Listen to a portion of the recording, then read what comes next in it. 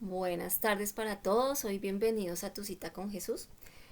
Hoy es un tiempo bien especial que Dios nos permite compartir su palabra, compartir ese mensaje especial que tiene para cada uno de nosotros.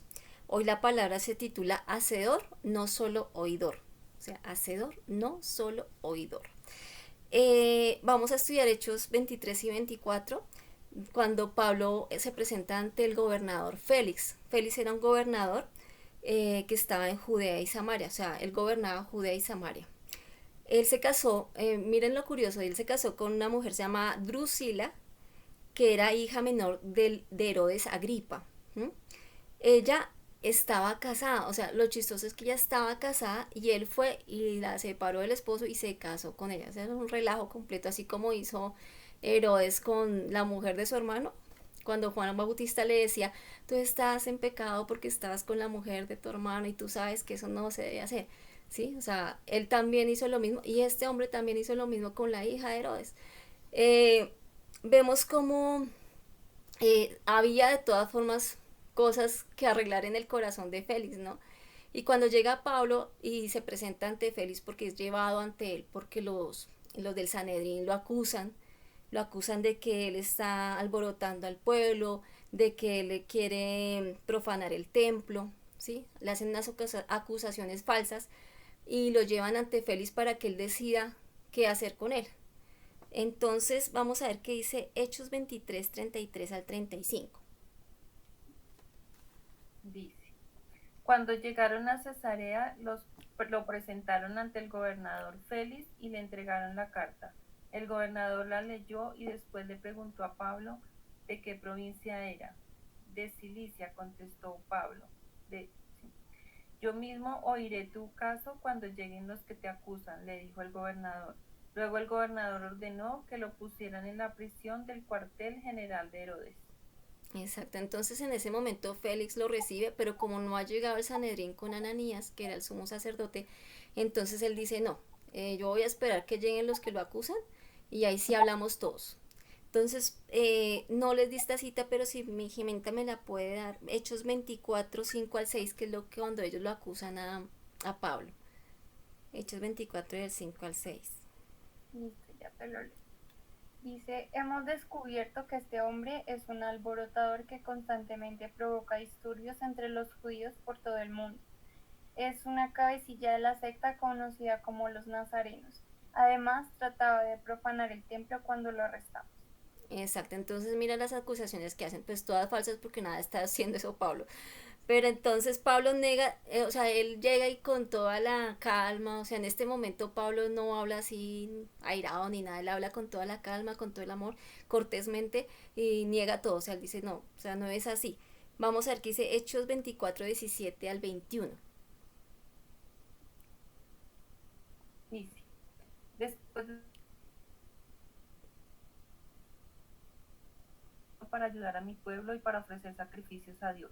Los que me acusan me vieron en el templo mientras yo terminaba una ceremonia de purificación.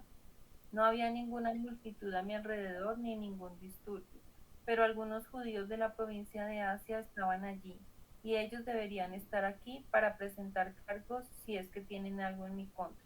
Pregúntenles a estos hombres que están aquí de qué crimen me encontró culpable el Concilio Supremo Judío, excepto por una sola vez que grité, hoy se me juzga ante ustedes porque creo en la resurrección de los muertos. Exacto, entonces ahí Pablo dice claramente cómo fue la situación y que ni siquiera estaban ellos viendo, sino que eran otros judíos que estaban viendo lo que él estaba haciendo. Entonces, pues Félix queda como pensativo, bueno, qué es lo que está pasando acá con este hombre, ¿no? Y bueno, deja que los del Sanedrín se vayan, todo eso, y luego después manda a llamar a Pablo y quiere escucharlo, o sea, él quiere saber, él ha escuchado sobre los del camino eran los que eran cristianos y los llamaban así, los del camino, que eran los que eran cristianos en ese momento, los que seguían a Jesucristo. Entonces, cuando Félix lo llama y comienza a escuchar a Pablo, Pablo comienza a hablarle de Jesucristo, comienza a hablarle, y también a la esposa de Drusila, los dos estaban allí, comienza como a hablarle, o sea, guiado por el Espíritu Santo, y dice que Félix se espantó, un momento que Félix como que quedó confrontado, dijo, uy, esto que está diciendo es fuerte, ¿sí? Porque de todas formas en ese momento esa palabra siempre llega al corazón, lo importante es cómo yo la recibo, ¿no? Dice en Hechos 24 al 25, ¿qué dice mi Sandrita? Unos días después, Félix regresó con su esposa Drusila, quien era judía. Mandó llamar a Pablo y lo escucharon mientras les habló acerca de la fe en Cristo Jesús. Al razonar Pablo con ellos acerca de la justicia, el control propio y el día del juicio que vendrá, Félix se llenó de miedo. Vete por ahora, le dijo. Cuando sea más conveniente, volveré a llamarte. Exacto, entonces como él escuchó todo lo que iba a suceder y todo lo que pasaba cuando uno no se arrepentía, no se volvía su corazón a Jesucristo, entonces como que él dijo, bueno, esto algo pasa así y le dio miedo, se espantó. Vamos a ver que después dice que él lo siguió llamando a Pablo varias veces, o sea, no solo escuchó una vez a Pablo, varias veces lo escuchó lo que él tenía que decir, pero lo que buscaba en sí Félix, mira lo que sucede cuando de pronto mucha gente puede ir a la iglesia, puede escuchar estos mensajes y escucha la palabra, pero nada pasa. O sea, de pronto su intención es otra, muy diferente a que su vida cambie, a que reciba esa salvación, a conocer a Jesús, sino que su deseo es otro, su propósito es otro por el cual va. Entonces, mira que Félix decía que varias veces lo hizo llamar, pero él esperaba que recibiera un soborno de parte de Pablo, él esperaba que Pablo le dijera, mire, ¿sabe qué? Le voy a ir a esta platica y suélteme. Entonces me deja ir para yo seguir predicando. Entonces no, o sea, Pablo sabía las intenciones en sí de Félix, pero él no, él solamente cumplía con ir y dar siempre el mensaje que Dios le mandaba, y daba el mensaje, y daba el mensaje. Ahí no especifica si Drusila de pronto sí, yo creo que ella sí se, algo debe pasar en el corazón de Drusila, pero de Félix sí dice que él no, o sea, que él como que no recibió esa palabra. Dice en Hechos 24, 26 al 27. También esperaba que Pablo lo sobornara, de modo que lo mandaba a llamar muy a menudo y hablaba con él. Pasaron 2 años así y Félix fue sucedido por Festo. Y como Félix quería ganarse la aceptación del pueblo judío, dejó a Pablo en prisión. Exacto, entonces uno también de los propósitos de Félix era agradar a los judíos, o sea, ella él buscaba era quedar bien como con todo el mundo, sin tenerse que meter en problemas, como quien dice. Y así duró 2 años, o sea, no fue poquito, 2 años Pablo ahí, háblele y hable. O sea, mire que el Señor lo que lo puso a hacer durante 2 años, ¿no? Predicarle a una sola persona y predíquele y predíquele. Es impresionante como Pablo de todas maneras obedeció al Señor, él no dijo, no, venga, ya me cansé, ya siempre Félix me llama y no sé qué, pues más bien démosle el soborno que él quiere y me voy de aquí, voy y predico a otras personas. No, él dijo, cuando uno es guiado por el Espíritu Santo, pues si el Señor le pone a hablarle a esa persona y seguirle hablando a esa persona, pues seguirle hablando a esa persona. ¿Qué pasaría después con Félix? No lo sabemos, o sea, no sabemos si después a los últimos años de su vida se convertiría, reaccionaría de todo lo que Pablo le habló, no lo sabemos. Pero sí sabemos que la palabra nunca vuelve vacía. ¿M? Y, y que, y después Pablo dice, bueno, que dura esos 2 años ahí y espera que llegue Porto, que llegue el sucesor que se llama Porcio Festo, que es otro gobernador que va a llegar a reemplazar a Félix. Eso ya lo vamos a ver en el otro capítulo.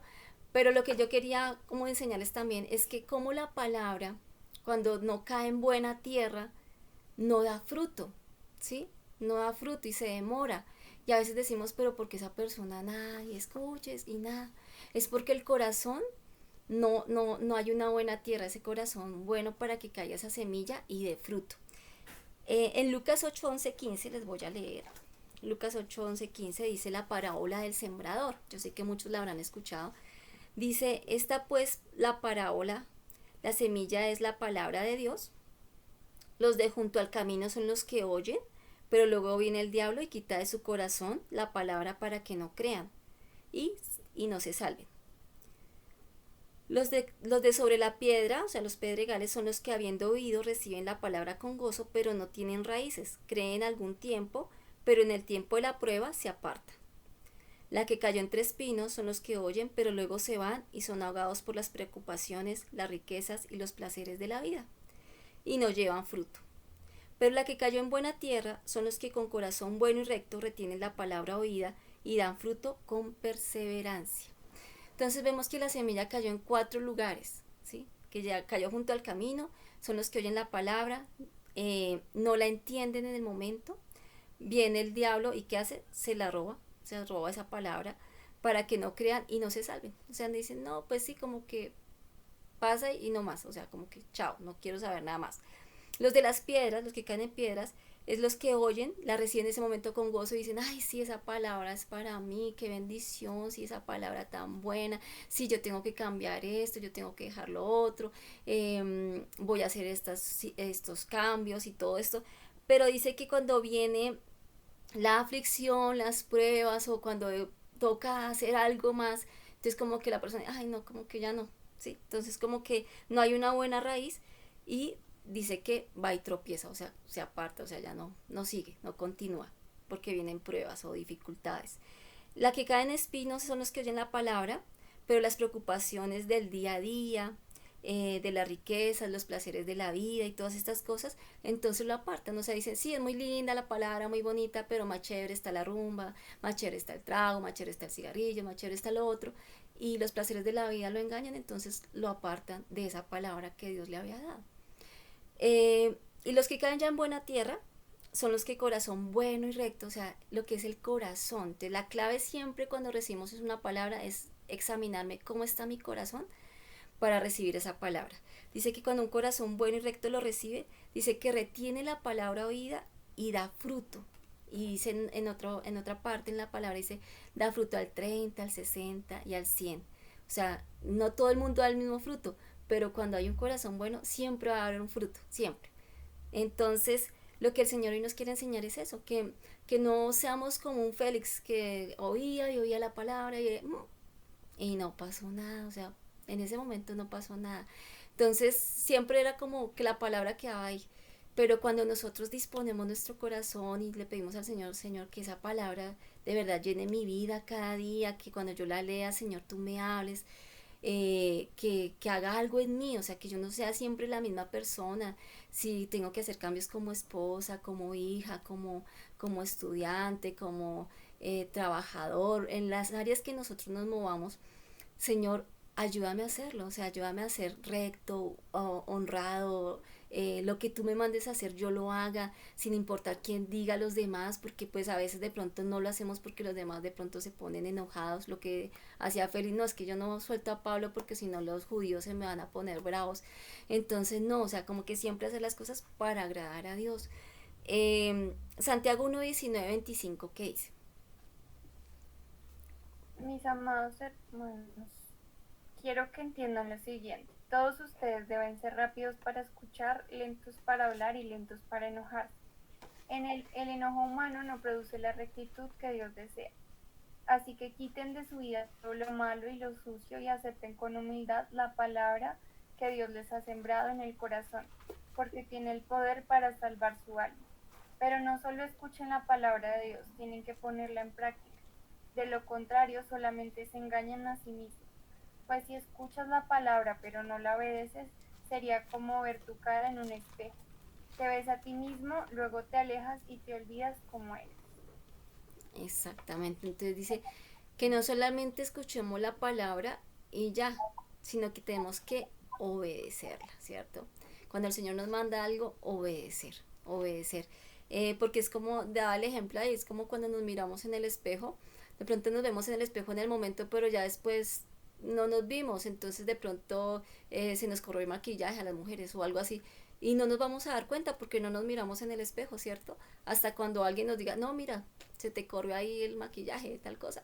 Entonces ahí vamos y nos miramos en el espejo, ay, sí, mira aquí, ¿sí? Entonces así es la palabra, o sea, tenemos que estar como en esa comunión constante para saber, Señor, qué más hay algo en mi corazón que no esté bien, para poder hacer esos cambios y poder lo que dice la palabra, nacer de nuevo, ¿sí? Ser diferente.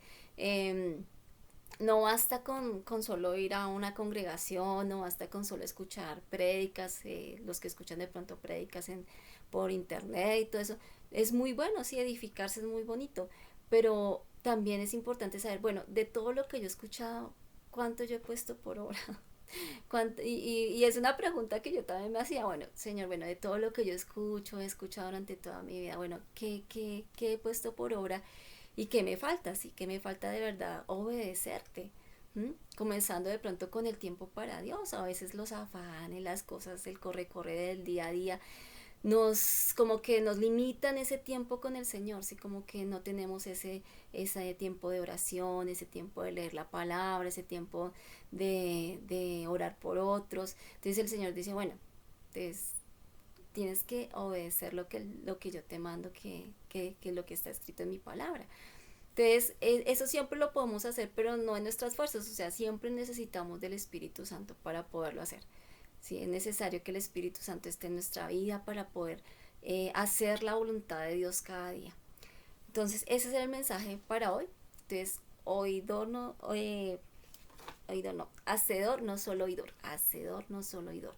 Entonces, no solamente es oír, sino es hacer lo que el Señor nos mande a hacer. ¿Sí? Entonces vamos a orar, vamos a pedirle al Señor que nos ayude, que sea su Santo Espíritu obrando en cada corazón, que sea su presencia de verdad guiándonos. Espíritu Santo, de verdad yo te pido con todo mi corazón que tú nos ayudes, Señor, a obedecerte, Señor, a hacer esos cambios que tú nos mandas a hacer en nuestro carácter, Señor, en nuestra forma de hablar, de actuar con las demás personas, Señor, con nuestros familiares, comenzando en nuestro hogar, Señor, si de pronto a veces discutimos, Señor, peleamos y a veces ni siquiera pedimos perdón, Dios. Ayúdanos, Señor, para perdonar también, para hacer esos cambios que tú necesitas hacer en nuestro corazón, Señor. Que haya humildad, que haya esa dirección tuya siempre, Espíritu Santo, para tomar buenas decisiones. Que no tomemos decisiones en nuestra sabiduría humana, Señor, pensando que es lo mejor y a veces, Señor, nos equivocamos porque no consultamos contigo, Señor. Te pido que nos guíes, Señor, y que cada persona que va a ver este video, Señor, pueda entender lo importante, Señor, que es ser sensible a tu voz y obedecerte, Señor. Y que lo más importante, como dice tu palabra, que es amarte a ti con todo nuestro corazón, con toda nuestra alma, con todas nuestras fuerzas, con toda nuestra mente, Señor, y a nuestro prójimo como a nosotros mismos, Señor. Te pido que nos ayudes a hacerlo, Señor, y a cumplir tu voluntad, Dios. Te damos muchas gracias, Señor, en esta noche. En el nombre de Jesús. Amén y amén. Bueno, entonces los esperamos nuevamente en tu cita con Jesús el próximo viernes y que muchas bendiciones para esta semana.